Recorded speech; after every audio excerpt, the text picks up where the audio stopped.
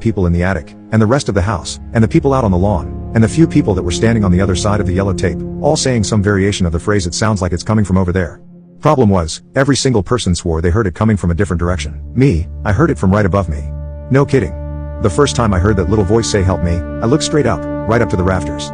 Of course she wasn't there. It was just my brain's response to where it perceived her voice is coming from. We had to listen to every one of these people tell us where they thought they heard her voice coming from. People swore up and down they heard it coming from the kitchen cabinets, the bedroom closets, the refrigerator, the tank behind the toilet, for God's sake. People on the street said they heard it from underneath cars, behind trees, on the sides of the houses next to the neighbors. Everyone heard her voice for about a minute and a half, 2 minutes tops.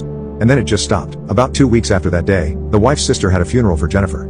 It went fine, they buried her, all that. The husband's remains were cremated not long after that and put on display in a different part of the cemetery.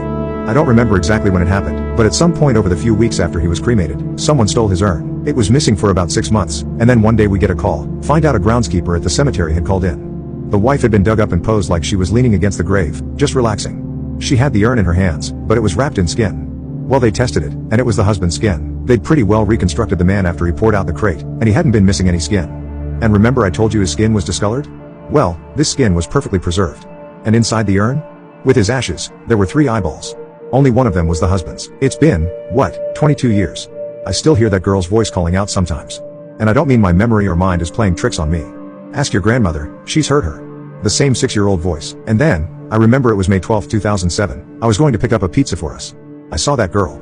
I saw Katie Neville. I don't mean I saw her grown up. I don't mean I saw a little girl that looked like her when she was young. I mean I saw that fucking kid.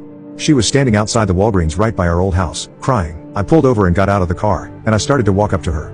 I can't explain how I felt in that moment. I was nauseous. I was so afraid. Terrified. More than I've ever been. She looked right at me and said in that same voice, "Help me, please." I don't know what the hell happened, but she just disappeared. I never took my eyes off her. She was just there 1 second, gone the next. I thought I was losing my mind. I was seriously worried about my mental health. But then, about an hour after I got back home, the phone rang. It was Olson. Hadn't talked to the son of a gun in 5 years, and he called me that night. Said he saw Katie Neville sitting on a bus stop bench, crying. He lived on the other side of the country. Unalived himself the next day. My grandpa took a deep breath after that. There's never a good ending to these stories, I know. If there was, they wouldn't be the impossible ones. I'd have figured them out one way or the other.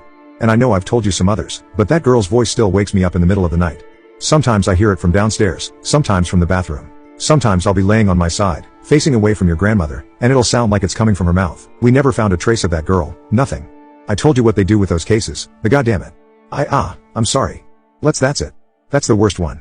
Some of the other ones might sound worse to you, but that's the worst for me.